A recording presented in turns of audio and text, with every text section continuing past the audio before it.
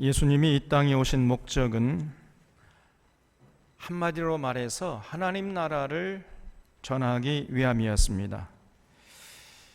이 하나님 나라가 예수님의 삶을 관통하는 주제였죠. 예수님의 공생애 동안에 예수님이 전하신 가르침도 결국 요약하면은 하나님 나라였습니다.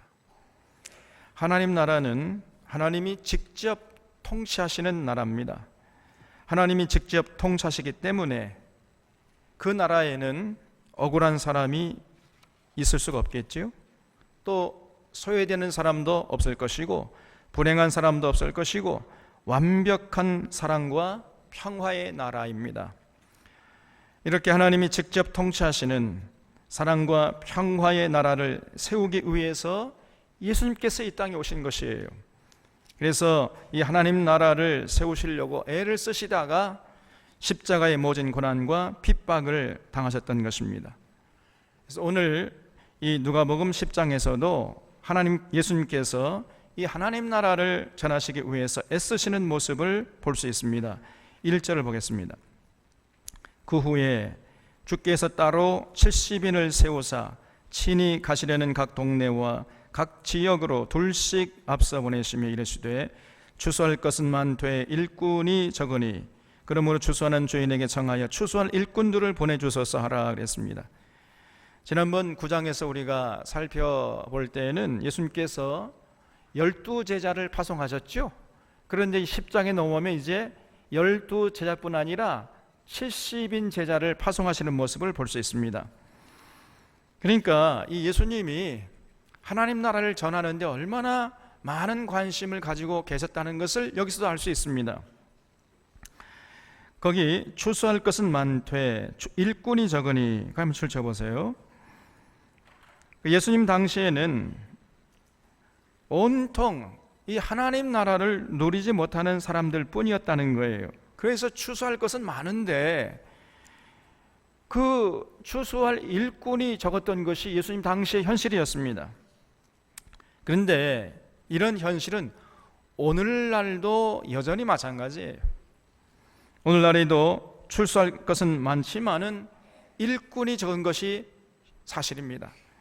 우리 주변을 돌아보면은 하나님 나라를 맛보고 누려야 할 이웃들이 너무나 많아요. 조금만 옆으로 눈을 돌리면은 참 험한 세상 살면서 고통당하는 우리의 이웃들이 부지기수인 것입니다. 과거와는 달리 물질의 어려움은 많이 벗어났지만은 그러나 또 다른 어려움으로 이 사는 것이 기쁨이요 참 즐거움이 아니라 고통의 연속, 이제 온갖 고통과 눌림으로 사는 이웃들이 참 많아요. 삭개오처럼 물질만 위해 살다가 가정이 파괴되고 가족들 사이에 대화가 단절되어서 외로움에 몸부림치다가 결국 우울증에 시달리고 조울증에 시달리는 이웃들이 많은 것입니다. 여러분, 물질이 다가 아니에요. 또한 잘못된 식생활로 온갖 성인병으로 시달리는 이웃들도 많아요. 그들이 예수님을 조금이라도 알기만 했더라면은 그런 고통을 당하지 않았을 텐데, 그래서 그들에게 우리 주님의 가르침이 절실히 필요한 것입니다. 우리 주님을 영접하고 주님의 통치를 받게 되면 그 삶이 꽃처럼 아름답게 피어날 텐데, 안타깝게도 그 하나님의 주신 생명이 시들어가는 이웃들이 우리 주변에 너무나 많은 것이 현실이에요. 그래서 추수할 것은 많은데 일꾼이 적은 것이 오늘 이 시대의 현실인 것입니다. 그래서 오늘도 하나님이 여전히 일꾼들을 찾고 계세요. 그런데 일꾼이 많지 않습니다. 우리 새로운교회 교우들이 이 하나님의 심정을 잘 헤아릴 수 있기를 바랍니다. 그래서 이사야처럼 주님, 제가 여기 있습니다. 저를 보내주십시오. 이렇게 하나님 앞에 자원하는 자들이 되어주시기를 주님의 이름으로 부탁을 드립니다. 그런 마음을 가질 때 오늘 이 예수님의 말씀이 정말 꿀송이처럼 달게 느껴지게 될 것입니다. 3절 보겠습니다. 갈지어다 내가 너희를 보냄이 어린 양을 이리 가운데로 보냄과 같도다. 전대나 배낭이나 신발을 가지지 말며 길에서 아무에게도 문안하지 말며. 어느 집에 들어가든지 먼저 말하되 이 집이 평안할지어다 하라 그랬죠. 그러니까 길에서 아무에게도 문안하지 말라 그래요. 그러니까 그 하나님 나라 전파하는 것이 최우선이, 노닥거릴 틈이 없다는 거예요. 지금 아무에게도 문안하지 말고 곧장 가라 그랬어요. 그래서 만일 그 평안을 받을 사람이 거기 있으면 너희 평안이 그에게 머물 것이요 그렇지 않으면 너희에게로 돌아오리라. 그 집에 유하며 주는 것을 먹고 마시라. 일꾼이 그 삭슬을 받는 것이 마땅하니라. 이 집에서 저 집으로 옮기지 말라 그랬습니다. 하나님 나라를 전하러 다니는 것은 마치 어린 양을 이리 가운데 보낸 것 같다 그랬어요. 그러니까 여러분, 이 하나님 나라를 전하러 다니는 게 쉬운 일이 아니고 굉장히 사실 어떤 면에서는요 위험스럽기까지 한 일이라는 것입니다. 그래서 여러분 좀 지혜롭게 처신할 필요가 있어요. 내가 이 하나님 나라를 전파하러 다니니까 하나님이 그저 나를 보호해 주시겠지 해가지고 막 무턱대고 아무런 준비 없이 이 가는 사람이 있어요. 조심해야 됩니다. 그래서 반드시 먼저 혼자 가지 말고 둘씩 짝을 지어서 가라 그랬습니다. 왜 그래요? 혼자 가면요 위험한 일도 있을 수 있습니다. 그리고 셋이 가면은 그건 또 너무 많고, 그러니까 딱 둘씩 짝을 지어서 가라 이렇게 예수님이 말씀했습니다. 그리고 어느 동네에 가든지 영접하는 집에 들어가서 그냥 거기 머물라 그랬어요. 그 영접하는 집에 들어가라 그랬습니다. 그 집이 좀 돈이 있든지 돈이 없든지 권세가 있는 집이든지 그렇지 못한 집이든지 그거 가리지 말고 영접하는 집이라면 그냥 그 집에 머물러라는 거예요. 쉽게 말하면 네가 선택하지 마 이거사, 그런 것입니다. 선택하지 말고 영접하는 집이라면은 가리지 말고 들어가라. 그냥 그 집에 그냥 머물다가 또 다른 동네에 가라 그랬어요. 그래서 이 초대교회 때는요 이 전도 하는데 순회 전도자들이 많았어요. 그래서 그들은 정말로 이 예수님 말씀대로 아무것도 가지지 않고 다녔습니다. 그래서 하나님 나라를 전하고 영접하는 그 집이 있으면 그 집에 그냥 머물다가 또 떠나고 이런 나그네들이 많았어요. 그래서 요한 3서 1장 5절 이하를 보면 이 사도 요한이 나그네를 잘 영접해서 보내라 이렇게 당부하는 말씀이 기록되어 있는데, 여기서 말하는 나그네는 그냥 떠돌이를 말하는 게 아니고요 하나님 나라를 전파하기 위해서 이 동네 저 동네 그저 무전 취숙하는 이러한 사람을 말하는 거예요. 순회 전도자를 말하는 것이었던 겁니다. 그래서 그런 나그네들이 오면은 잘 영접해서 편히 쉬게 했다가 보내라 이렇게 부탁하고 있는 것을 볼 수 있습니다. 8절을 보면 어느 동네에 들어가든지 너희를 영접하거든 너희 앞에 차려 놓는 것을 먹고 거기에 있는 병자들을 고치고 또 말하기를 하나님 나라가 너희에게 가까이 왔다 하라.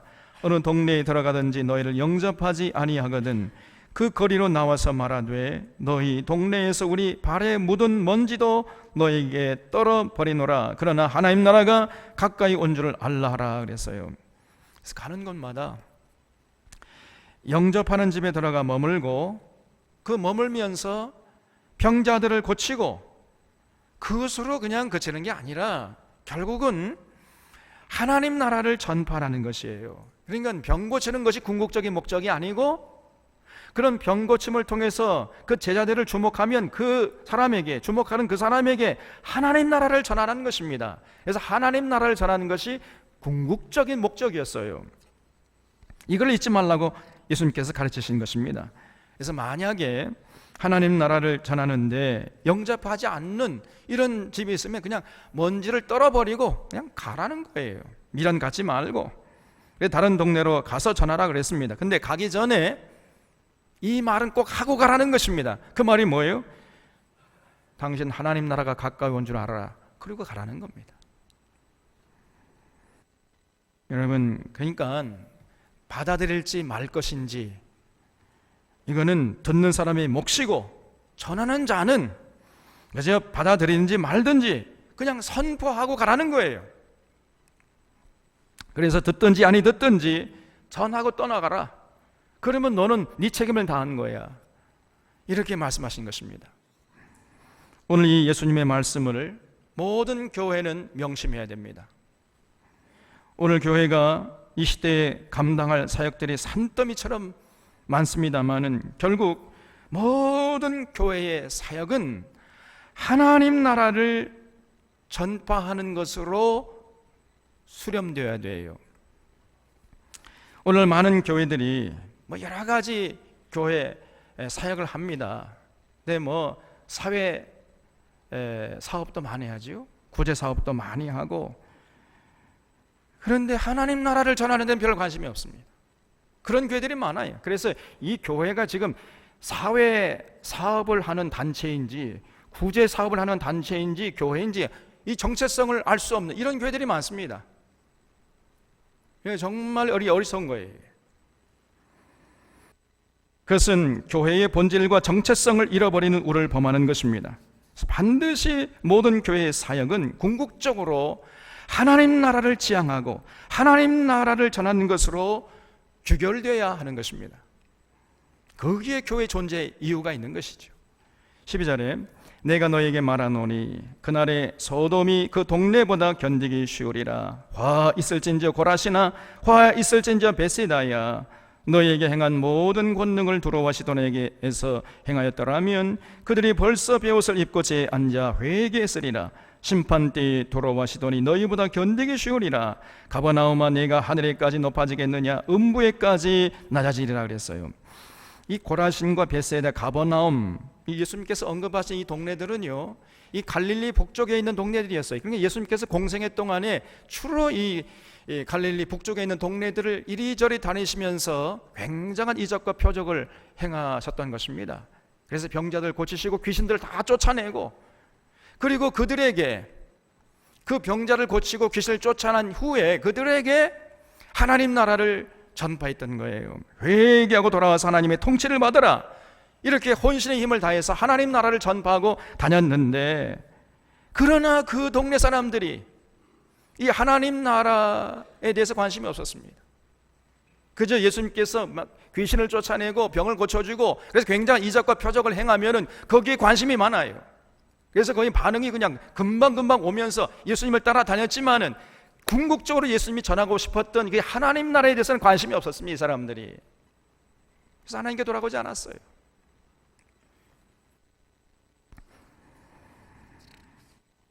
오늘날도 이런 일들이 참 많습니다. 그래서 예수님께서 하나님의 심판 때에 이방 동네였던 두로와 시돈이 이들 그저 고라신과 베세다와 또한 가버나움 이런 동네들보다 더 견디기 쉬울 것이다, 이렇게 말씀하셨던 것입니다. 만약에 예수님이 두로와 시돈에서 그런 이적과 표적을 행했더라면 이들이 전부 회개하고 돌아와서 하나님 나라를 맛보고 누렸을 텐데, 그런데 오히려 하나님의 택한 이스라엘 백성들은, 일인 이 고라신과 베세다와 가버나움 사람들은 그렇지 않았다는 거예요. 이 얼마나 참 기이한 현상입니까? 그러니까 이 고라신과 베세다와 이 가버나움 사람들이 하나님의 택한 백성들이었음에도 불구하고 하나님 나라에 대해서 관심이 없었습니다. 그저 잘 먹고 잘 살고 배부르고 등 따스면 그것을 만족할 줄 아는, 하려고 하는, 굉장히 이적과 표적만 구하고 다니는 이런 사람들이었다는 거예요. 얼마나 어리석고 한심한 자들입니까, 여러분? 그런데 그런 모습이 그 시대만 그런 것이 아니라 오늘 이 시대에도 여전히 반복되어 있다는 사실입니다, 여러분. 그래서 우리가 그런 어리석음을 반복하지 말아야 돼. 그러면서 하시는 말씀이 16절 말씀에 너희 말을 듣는 자는 곧 내 말을 듣는 것이요 너희를 저버리는 자는 곧 나를 저버리는 것이요 나를 저버리는 자는 나 보내신 이를 저버리는 것이라 하시니라 그랬어요. 예수님이 파송하시는 70인 제자들의 말을 듣는 것이 곧 예수님의 말씀을 듣는 것이다. 그 제자들을 영접하는 것이 곧 예수님을 영접하는 것이다. 그리고 더 나아가서 예수님을 이 땅에 보내신 하나님을 영접하는 것이다, 이렇게 말씀을 하셨어요.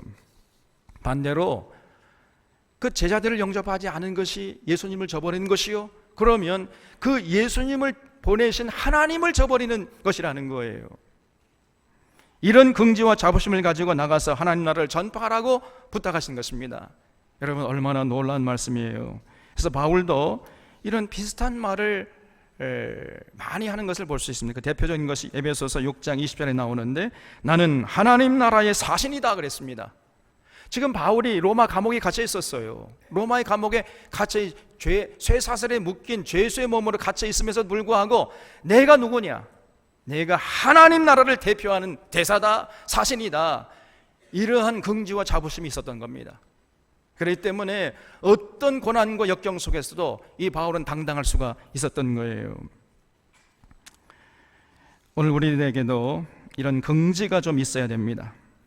내가 누구냐? 나는 하나님 나라를 대표하는 하나님의 대사다. 이런 긍지와 자부심을 우리 사랑하는 샤론의 교우들은 마음속에 소중하게 간직할 수 있기를 바랍니다. 우리를 받아들이는 자는 예수님을 받아들이는 자요, 나가서 예수님을 이 땅에 보내신 여호와 하나님을 받아들이는 자다. 내가 말을 전할 때 나의 말을 받아들이지 않는 자는 나를 보내신 예수님을 거부하는 자고 결국은 여호와 하나님을 거부하는 자다. 이런 긍지와 자부심 좀 우리에게 있어야 돼요. 여러분, 이 험한 세상 살아갈 때 이런 긍지와 자부심을 가지고 매사를 대처해 나갈 수 있기를 주님의 이름으로 부탁드립니다. 여러분, 이렇게 해서 예수님이 70인을 파송했는데 그들이 가서 열심히 사명을 감당하고 돌아온 거예요. 17절 말씀 보면 70인이 기뻐하며 돌아와 이르되 주여 주의 이름이면 귀신들도 우리에게 항복하나이다 그랬지요. 그러면서 이제 선교 보고를 한 거예요. 이 예수님께서요, 그게 못마땅한 거예요. 예수님께서 뭐라고 말씀하셨어요? 조금 전에 귀신 쫓아내고 병을 고쳐준 다음에 뭐라고 그랬어요? 뭘 궁극적으로 목적하는 게 뭐라고 그랬습니까? 하나님 나라를 전파하라 그랬는데 이 제자들이 돌아와가는 주여 우리가 주님의 이름을 전했더니 귀신이 도망가나이다, 귀신이 우리에게 항복하다이다 그러면서 기뻐했던 거예요. 그러니까 결국은 하나님 나라를 전파했다는 말은 없잖아요. 이게 절반밖에 하지 않은 겁니다. 예수님께서 그 다음에 하신 말씀이 놀라워요. 예수께서 이르시되 사탄이 하늘로부터 번개같이 떨어지는 것을 내가 보았노라 그랬습니다. 정말 이 말씀은 우리가 반드시 기억해야 할 중요한 말씀이에요. 오늘날 세상은요, 이 사탄 마귀와 그 쫄개들인 귀신들의 난장판입니다. 마귀와 귀신들이 온 세상을 그저 불행의 늪으로 끌고 가고 있는 것이 오늘 이 세상이에요.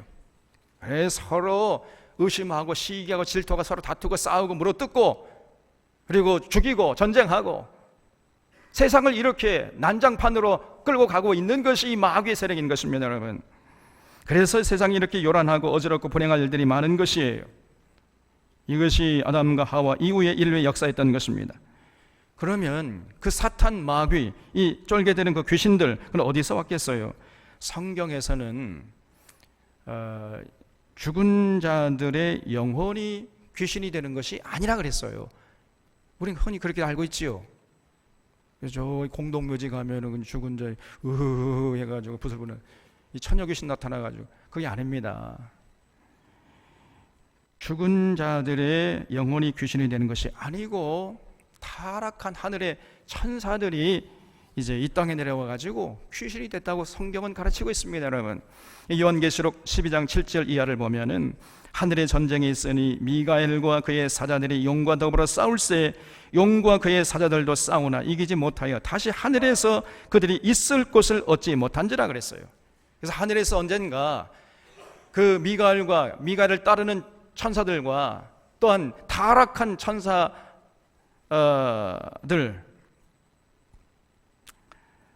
하고 이제 일전을 벌인 거죠. 그래 결국은 패배해가지고 타락한 천사들이 천국에서 있을 곳이 없어서 이 땅으로 내려왔다는 것입니다. 그래서 큰 용이 내쫓기니 옛뱀 곧 마귀라고도 하고 사탄이라고도 하며 온 천하를 꿰는 자라 그가 땅으로 내쫓기니 그의 사자들도 그와 함께 내쫓기니라 그랬어요. 사탄 마귀와 그 쫄개들인 귀신들이 천국에서 미가엘과 그 천사들에게 패배해서 이제 하늘에서 쫓겨나가지고 이 땅에 내려왔다는 것입니다. 지금 예수님께서 그 사실을 언급하고 계시는 거예요. 내가 사탄이 번개처럼 하늘에서 떨어지는 걸 보았노라. 이 마귀와 그 쫄개들인 귀신들이 이 세상에 내려와 가지고 수많은 사람들을 유혹하거나 위협해서 죽음의 늪으로 끌고 가고 있는 것이 이 세상의 역사였던 거예요. 특히 마귀는요, 누구를 앞세우는가 하면, 여러분 정말 조심해야 됩니다. 타락한 정치 세력들이, 타락한 정치 세력들, 또 타락한 종교 세력들, 이런 것들을 앞세워 가지고 수많은 사람들을 유혹하고 위협하고 미혹해 가지고 죽음의 늪으로 끌고 가려고 하고 있는 것입니다. 그래서 이 거짓 선지자들, 그리고 이 독재자들, 권력을 함부로 휘둘르고 있는 이런 독재자들, 이런 타락한 종교 세력과 정치 세력의 배후에 마귀가 있는 것이에요. 마귀가. 다시 말하면 바로 이러한 타락한 이 거짓 선지자들과 이 독재자들, 이 정치 세력의 배후에 마귀가 있고, 그렇기 때문에 이들이 바로 마귀의 종들인 것입니다. 다름이 아니라. 그래서 이런 자들의 유혹에 넘어가거나 위협에 굴복하거나 하는 자들은 하나님 나라를 누릴 수가 없고, 누리던 그 하나님 나라마저 뺏겨버리는 거예요.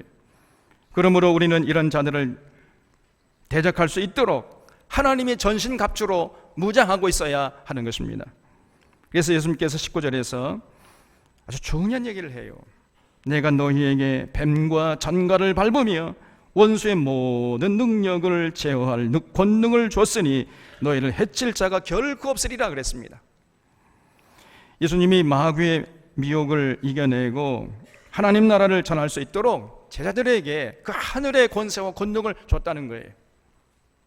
여러분, 오늘날 바로 이러한 권세와 권능을 교회가 이어받는 줄로 믿으시기를 바랍니다.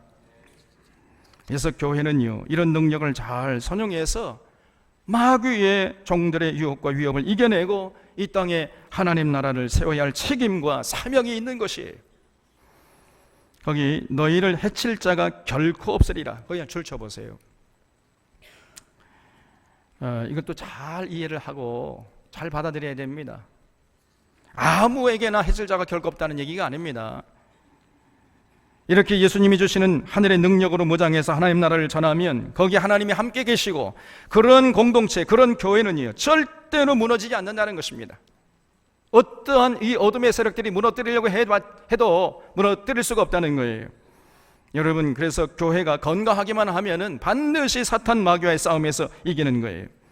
교회가 여러분 별로 힘이 없어 보이는 것 같아도 그렇지 않아요. 굉장한 능력이 있는 것입니다. 과거에 로마 황제들이 무려 250년 동안이나 교회를 무너뜨리려고 교회를 핍박했습니다마는, 그러나 그러면 그럴수록 교회는 들불처럼 번져나갔어요.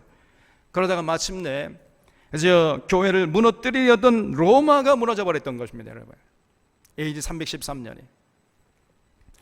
그래서 외부의 핍박은 결단코 교회를 무너뜨리지 못하는 것입니다.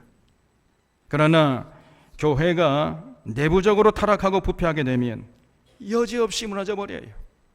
속절없이 무너져 버립니다. 흔적도 없이 사라져 버리는 거예요. 그러므로 교회는 외부의 핍박을 두려워할 것이 아니고 내부의 타락과 부패를 걱정해야 하는 것입니다. 교회의 진정한 적은 외부에 있는 것이 아니라 내부에 있다는 사실을 잊지 마셔야 돼요. 우리가 나태하고 우리가 성경의 은혜와 진리 위에 서 있지 않으면 교회는요 속절없이 무너지게 되어 있습니다. 그러나 교회가 예수님을 뜨겁게 사랑하고 예수님이 주시는 그 하늘의 권세와 권능으로 무장해 있으면, 그래서 하늘의 은혜와 진리로 무장되어 있으면 그런 교회는요 절대로 무너지지 않는 거예요. 어떤 어둠의 세력이 무너뜨리려고 해도 그건 불가능한 것입니다. 그래서 20절 말씀이 우리에게 너무나 중요한 거예요. 그러나 귀신들이 너희에게 항복하는 것으로 기뻐하지 말고 너희 이름이 하늘에 기록된 것으로 기뻐하라 하시냐 그랬어요. 거기를 쳐보세요. 귀신이 항복한 것으로 기뻐하지 말고 우리 이름이 하늘에 기록된 것으로 기뻐하라 그랬습니다. 여러분, 귀신 쫓아내고 질병에서 회복되는 것도 중요하지만은 그거는 비본질적인 거예요. 이 본질적인 게 뭐냐? 우리가 먼저 하늘의 생명책에 기록되는 것, 이것이 가장 중요한 일이다. 이것이 가장 본질이라는 거예요. 눈앞의 현실에 이히 일비하는 자들이 되지 말고 언제나 교회는 교회의 건강성을 위해서 애써야 한다는 거예요. 그게 먼저입니다, 여러분. 이걸 예수님이 강조했어요. 그러면서 예수님께서 23절에서 제자들을 돌아보시며 조용히 이르시되 너희가 보는 것을 보는 눈은 복이 있도다. 내가 너희에게 말하노니 많은 선지자와 임금이 너희가 보는 바를 보고자 했을 때 보지 못했으며 너희가 듣는 바를 듣고자 했을 때 듣지 못했느니라 그랬습니다. 수많은 선지자들과 우리가 예언서에 봤잖아요. 수많은 선지자들이 등장했잖아요. 근데 그 선지자들은 하나님 나라를 맛보지 못했습니다. 보지도 못하고 듣지도 못했어요. 또 수많은 임금들이 하나님 나라를 보기 원하고 듣기 원했지만 보지 못하고 듣지 못하고 죽었습니다. 그러나 지금 예수님의 제자들은 그 선지자들과 임금들이 타는 목마름으로 갈망했던 하나님 나라를 보고 듣고 누리고 있지 않습니까? 그러므로 그 제자들이 복이 있다고 예수님께서 말씀하신 거예요. 그리고 오늘 여러분 이런 면에서 우리들도 예수님의 제자들처럼 복된 자인 줄로 믿으시기 바랍니다. 그렇기 때문에 우리에게 하나님 나라를 전해주신 예수님을 기억하고 감사하는 것 아니겠습니까? 우리는 진실로 하나님 나라를 누리면서 지금 살고 있잖아요. 이 어지럽고 삭막한 세상에서 하늘의 생명을 맛보고 누리면서 아름답게 행복하게 가치 있게 살고 있어요. 만일 오늘 우리들이 여전히 하나님 나라를 누리지 못한다면 그건 참으로 불행한 일이고 하늘 보좌를 버리시고 이 땅에 오셔서 십자가에 죽기까지 희생하신 예수님의 희생을 헛된 일로 전락시키는 아주 안타까운 모습이 아닐 수가 없는 것입니다. 그럼 우리는 반드시 하나님 나라를 누리면서 맛보고 풍성히 누리면서 아름답게 행복하게 가치 있게 살아야 하는 것입니다. 그렇기 위해서는 진실로 회개하고 우리가 하나님께 돌아가서 하나님의 통치와 하나님의 다스림을 받는 삶, 다시 말씀드려요. 그 예수님이 가르쳐 주신 그 진리에 거기에 집중하고 그 진리에 순종하면서 살아가려고 하는 이런 모습을 절대로 잃지 말아야 하는 것입니다. 우리 사랑하는 샤론의 교우들이 이런 참된 복을 누리는 자들이 되시기를 바랍니다. 오늘 누가복음 10장 25절 이하에서는요, 이 두 가지 예화를 이 누가복음이 기록하고 있어요. 그 유명한 선한 사마리아 사람 이야기하고 마르다와 마리아 이야기를 하고 있는데, 여러분 왜 하필이면 누가가 이 복음서를 쓸 때 이 하나님 나라를 전파하시는 예수님을 소개한 다음에 그 뒤에 이 선한 사마리아 사람 이야기와 마르다와 마리아 이야기를 배치해 놨을까요? 왜 거기다 하필이면 기록해 놨을까요?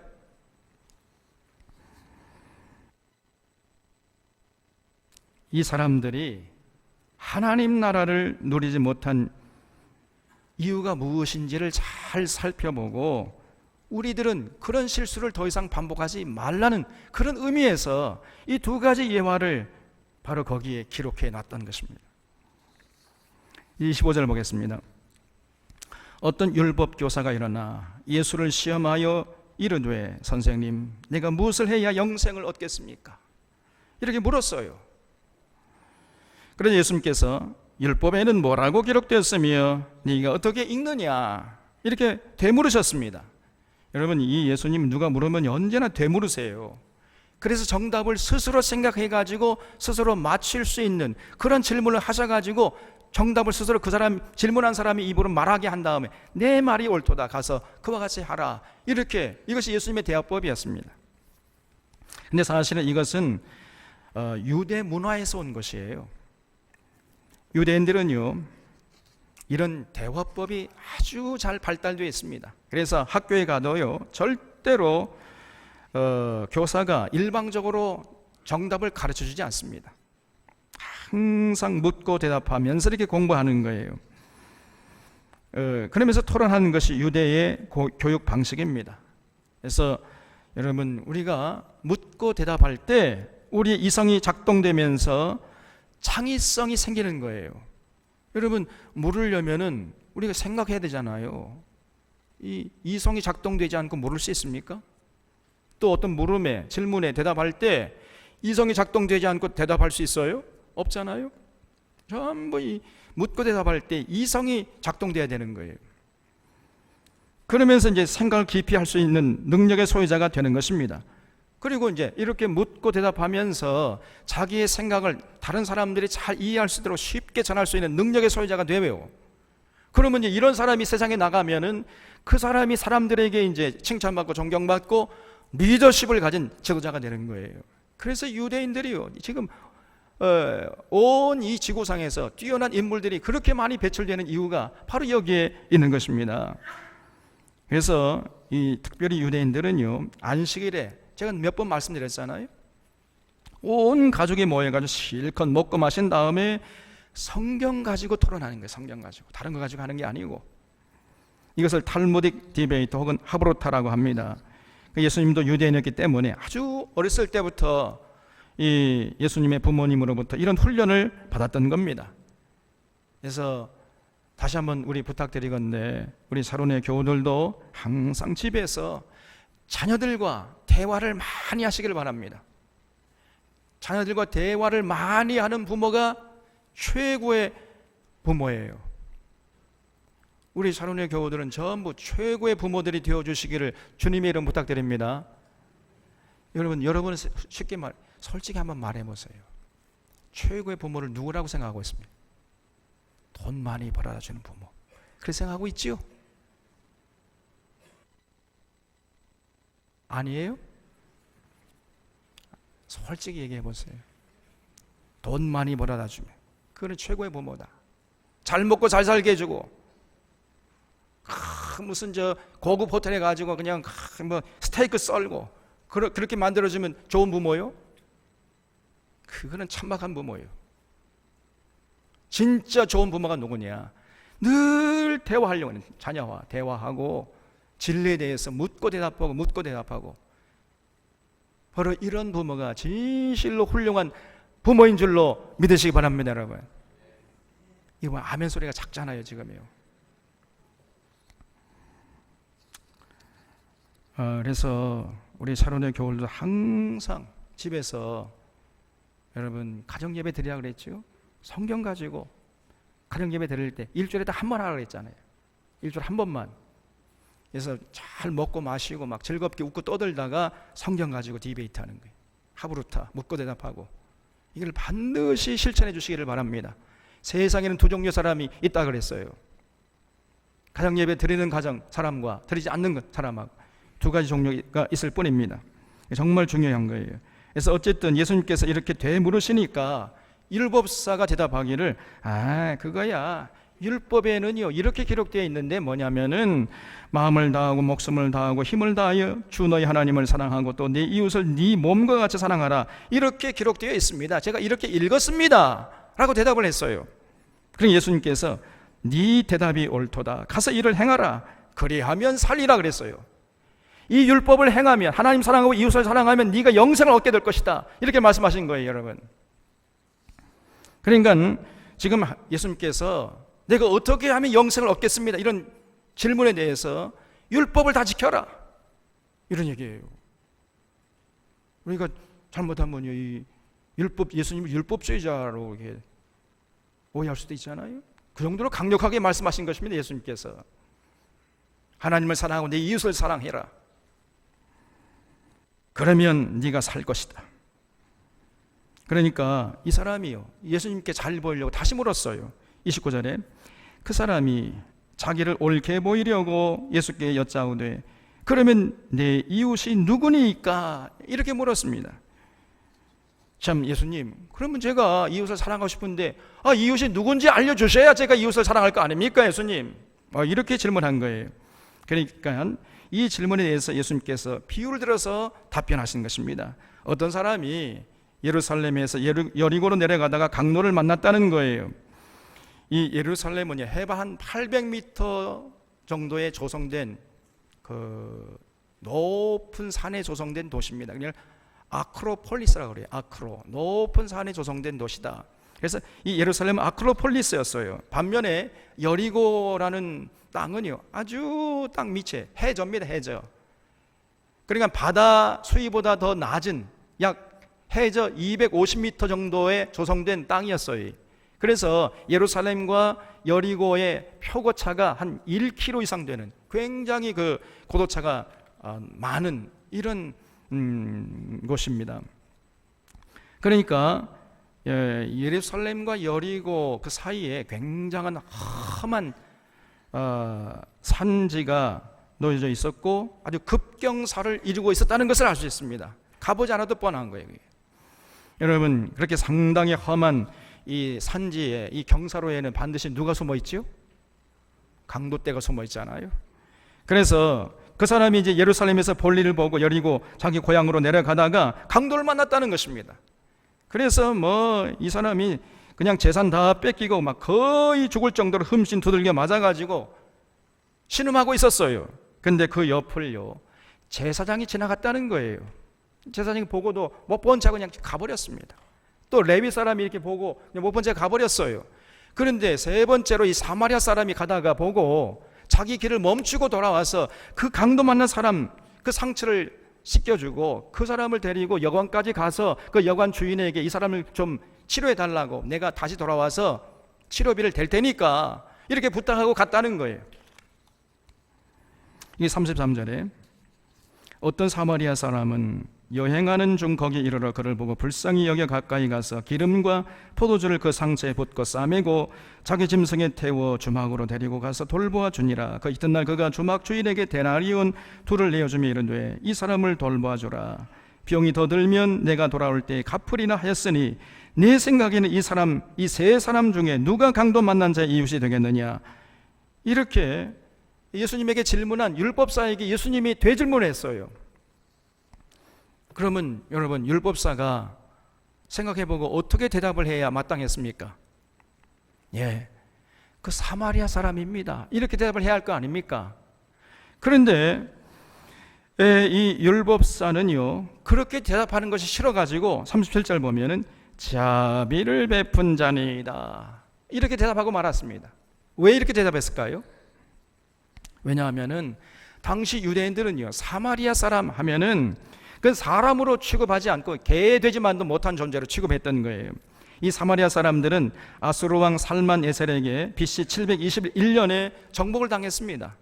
그리고 이 살만 에셀 왕이 아수르 사람들 전부 데려다가 사마리아에 살게 하면서 당시 이제 북이스라엘 백성들과 결혼시켜가지고 아예 피를 완전히 섞어버렸어요.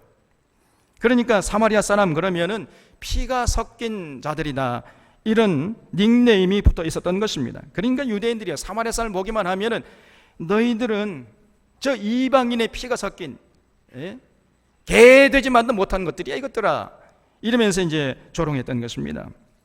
그런데 예수님은 예를 들어도 꼭 이 사마리아 사람을 칭찬하는 예를 들었던 거예요. 그러니까 이 못마땅해가지고 이만큼 나와가지고 자비를 베푼 자니이다 이러고 말았던 거예요. 그러니까 예수님께서 네 대답이 옳도다, 가서 너도 그와 같이 하라 그랬어요. 항상 정답을 얘기하게 하고는 네 말이 맞아, 네 말대로 해, 이렇게 가르쳐 주셨습니다. 근데 여러분, 이 율법사의 치명적인 실수가 무엇입니까? 하나님 나라를 누리고 싶어 하는데 하나님 나라를 누리지 못하는 치명적인 실수가 뭐예요? 다른 것이 아닙니다. 하나님 나라를 어떻게 하면 누릴 수 있는 것인지, 어떻게 하면 하나님 나라를 전할 수 있는 것인지 이 율법사는 다 알고 있었어요. 그러나 실천하지는 않았습니다. 알고는 있었지만 실천하지 않았어요. 그래서 결국 이거 율법사는 하나님 나라를 누리지 못하고 전하지 못했던 것입니다. 여러분, 우리들도 이런 실수를 한 사람이 너무나 많아요. 우리도 이런 실수를 많이 합니다. 결국 하나님 나라는 예수님의 가르침을 듣고 순종하는 자들의 것입니다. 여러분, 이런 믿음이 뭡니까? 간단히 말씀드리면 믿음은 주일날 나와서 예배드리는 거, 그거 아니에요. 믿음이란 뭐냐? 예수님의 가르침에 순종하는 것, 이것이 믿음입니다. 예수님의 그 가르침을 통해서 예수님이 정말 참 메시아인 걸 믿고 그 예수님에게 충성하려고 하는 것, 이것이 진짜 믿음이에요. 우리가 하나님을 믿는다면 하나님 말씀에 순종하고 하나님께 충성해야 하는 것입니다. 또 우리가 예수님을 진실로 메시아로 믿는다면 그 예수님의 가르침에 순종하고 예수님께 충성해야 하는 거예요. 그렇게 실천적인 행동을 보일 때 그때 비로소 그 사람에게 참 믿음의 모습을 발견할 수 있는 것입니다. 그리고 그 사람이 하나님 나라를 누리게 되어 있어요. 순종 없는 믿음, 충성하지 않는 믿음, 그건 가짜 믿음입니다. 짝퉁 믿음이건 죽은 믿음이고 귀신의 믿음이고 그런 정도 가지고는 절대로 하나님 나라를 누릴 수가 없다. 이것이 성경의 가르침이에요. 따라서 예수님을 믿는 여러분과 제가 이 땅에서 할 일이 무엇이겠습니까? 예수님 말씀대로 우리 주변에 사마리아 사람처럼 강도 만난 사람들이 누군가 살펴보고 그들에게 나가서 그들의 이웃이 되어주는 것입니다. 그들의 아픔을 돌봐주고 그들에게 관심과 사랑을 보여주는 것이에요. 그럴 때 우리가 하나님 나라를 풍성하게 누리게 될 것이고 참 믿음의 소유자로 인정받게 될 것입니다. 자, 그렇다면은 오늘날 우리 주변에서 강도 만난 자들이 누굽니까? 우리가 돌아봐야 돼. 이 시대의 국가의 폭력과 가진 자들의 폭력과 가정의 폭력으로 고통받고 씨름하고 있는 사람들이에요. 오늘날 무시당하고 소외당하는 노동자, 농민들, 특별히 뻔히 보이는 눈앞에서 304명이라는 자녀들을 수장시켜버린 그 세월호의 그 부모들, 유족들, 아무런 죄도 없지만 국가에 의해서 간첩이라고는 누명을 쓰고 억울하게 감옥살이를 하고 있는 우리의 이웃들이 참 많습니다. 이런 자들은 오늘 이 시대에 강도 만난 자들이에요. 그런 서민들을 간첩으로 누명을 씌우는 그 재판관이 지금 국회의원 돼가지고 뻥 떠니고 살고 있습니다, 여러분. 이게 오늘날 우리의 현실이에요. 교회가 이렇게 강도 만난 사람들에 대해서 관심 갖고 그들을 위로하고 그들의 이웃이 되어줘야 하는 것이, 또 엄마 아빠가 돈 벌러 나가고 아무도 없는 집에 혼자 덩그러니 남겨져 가지고 게임에 중독되고 스마트폰에 중독된 우리 청소년들이, 이런 청소년들은요 이제 스스로 생각할 수 있는 능력이 마비돼 버리는 거예요. 사고의 능력, 이성의 능력이 마비되는 것입니다. 인간이 되어 가지고 생각하는 능력을 뺏겨버리면요 그는 사람답게 살 수가 없잖아요. 개되지만 못한 그런 존재로 살아갈 수밖에 없는 것이에요. 게다가 엄마 아빠가 없으니까 그냥 아무것이나 막 먹는 거예요. 그냥 햄버거, 피자, 라면 이런 패스트푸드에 노출되어 가지고 그냥 어렸을 때부터 이렇게 비만이 돼 버립니다. 그러면 이런 청소년들은 이제 반드시 30대 40대가 되면 이제 온갖 성인병에 시달리다가 그만 죽어버려요. 불을 보듯 뻔한 것이에요. 그래서 생명이 시들어 버리는 것입니다. 이런 자들이 바로 오늘 이 타락한 문화의 폭력에 희생되는 강도 만난 자들이에요. 또한 100세 시대를 맞이해서 초고령 사회 속에서 우리 주위의 어르신들이 외로움과 질병으로 시달리고 있습니다. 또 신천지, 또 뭐 하나님의 교회, 이런 이단을, 각종 이단에 빠진, 이단 사설에 빠진 사람들이 많아요. 오늘 이런 사람들이 바로 이 시대에 강도 만난 이웃들인 것입니다. 교회는 이런 자들에게 관심을 보여주고 이런 자들의 불행의 늪에서 건져내고 그들의 이 중독 가운데서 건져내줘야 하는 것이에요. 선한 사마리아 사람처럼 다가가서 그 우리의 사랑과 관심을 보여줘야 합니다. 이런 자가 결국은 영생을 누린 자가 된단 말이에요. 또 누가는 이 38절 말씀 이하에서 소위 마르다와 마리아 이야기를 하고 있는데, 그 마르다가 어떻게 해서 어째서 열심히 사는데 하나님 나라를 맛보지 못하고 누리지 못하고 있는가? 그 원인을 우리에게 예수님께서 알려주고 계세요. 어느 날 예수님이 이제 마르다와 마리아 집에 오셨습니다. 그러니까 이 마르다의 마음이 굉장히 이제 분주해진 거예요. 할 일이 많으니까 집안 청소도 해야지, 예수님 드실 점심 준비도 해야지요, 쓰레기도 갖다 버려야지요, 뭐 할 일이 태산같이 많았어요. 그런데 하나밖에 없는 동생 이 마리아가 전혀 도와줄 생각하지 않고 예수님 오시니까 예수님 발치에 딱 앉아가지고 예수님 뚫어지게 지켜보고 앉으면서 예수님 말씀에 주목하고 있으니까, 그러니까 이 마리아가 그냥 입이 이만큼 나와가지고 예수님께 가가지고, 예수님 저 하나밖에 없는 동생에게 명해가지고 너 빨리 가서 네 언니 좀 도와주라, 이렇게 명령 좀 해주십시오, 이 부탁했어요. 그러니까 예수님께서 뭐라고 대답했습니까? 41절에 주께서 대답하여 이르시되 마르다야 마르다야, 네가 많은 일로 염려하고 근심하나 몇 가지만 하든지 혹 한 가지만이라도 족하니라. 마리아는 이 좋은 편을 택했으니 뺏기지 않으리라 그랬어요. 지금 마르다의 문제가 뭡니까? 40절에 나와요. 마르다는 준비하는 일이 많아 마음이 분주한지라. 이것이 마르다의 문제였어요. 그러므로 하나님 나라를 누리지 못했던 것입니다, 여러분. 마르다는 그렇게 많은 일들을 하면서, 하는 것까지는 좋았는데 하면서 불평하고 짜증내면서 했던 거예요. 자기 동생을 원망하면서. 예수님께서 바로 그것을 지적하고 계십니다. 그래서 예수님의 처방은 그 많은 것들 중에서 한 가지만 하든지 혹 몇 가지만 하든지 하라.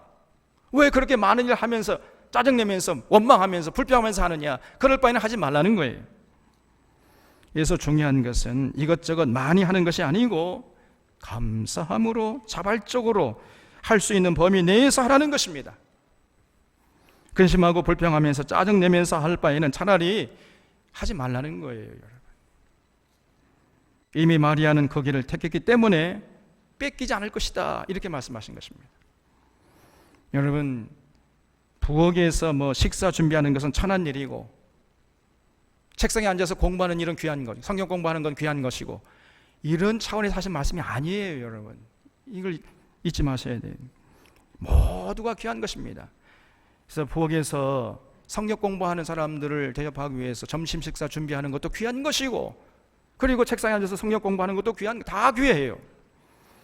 그런데 문제는 이렇게 귀한 일을 할 때 기쁨으로 감사함으로 자발적으로 하느냐, 아니면은 마지못해서 억지로 불평하면서 짜증내면서 원망하면서 하느냐, 여기서 갈린다는 것입니다. 그래서 우리가 하나님 나라를 전할 때나 세상 일을 할 때나 무슨 일을 할 때 자발적으로 감사함으로 기쁨으로 즐겁게 하는 것이 중요한 거예요. 그럴 때 우리가 그 일을 계속할 수 있기 때문이고, 그리고 그 일들을 통해서 우리가 보람을 느끼고 결국 하나님 나라를 누리게 되기 때문입니다. 그렇지 않을 때는요, 그렇게 귀한 일을 하면서도 보람을 느끼지 못하게 되고 지속할 수도 없는 것이고 결국 하나님 나라를 누리지 못하게 되는 거예요.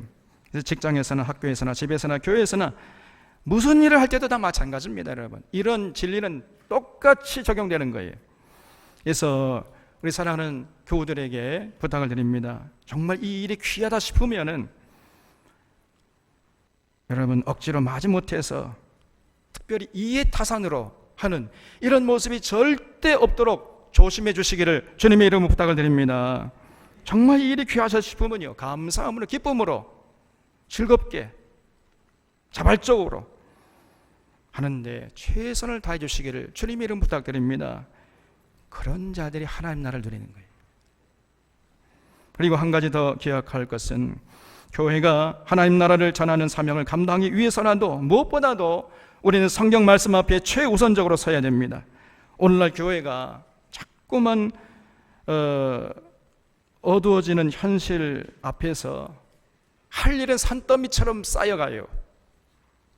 추수할 것은 많은데 일꾼이 적은 것이 현실입니다. 그래서 이것도 해야 되고 저것도 해야 돼요. 현대 문화의 폭력에 시달려가는 청소년들에 나가서 그들을 섬겨서 회복시키는 일도 해야 되고, 이단 사설에 빠져가지고 헤매는 그 이웃들을 건져내기도 해야 되고, 강도 만난 이웃들을 섬겨서 그들을 치유하고 회복시키는 그 일도 해야 됩니다. 또 100세 시대의 여러 가지 건강과 질병에 노출된 어르신들을 돌보고 섬기는 사역도 해야 돼요. 그래 돌아보면 할 일이 산더미처럼 쌓여 있어요. 그래서 이런 하나님 나라를 맛보지 못하는 그런 이웃들에게 나가서 결국 하나님 나라를 전해줘서 하늘의 생명을 생생하게 누리도록 하는 그 일을 오늘 이 시대의 교회가 감당해야 돼요. 근데 이 많은 일들을 할 때에 가장 중요한 게 뭡니까? 최우선적인 일이 뭐예요? 마리아처럼 먼저 예수님 발치 앞에 앉아 예수님에게 귀를 기울이는 것입니다. 다시 말씀드려서 성경을 바르게 배우는 일에 최선을 먼저 해야 돼요. 성경을 통해서 계시하시는 하나님을 깊이 인격적으로 만난 자들이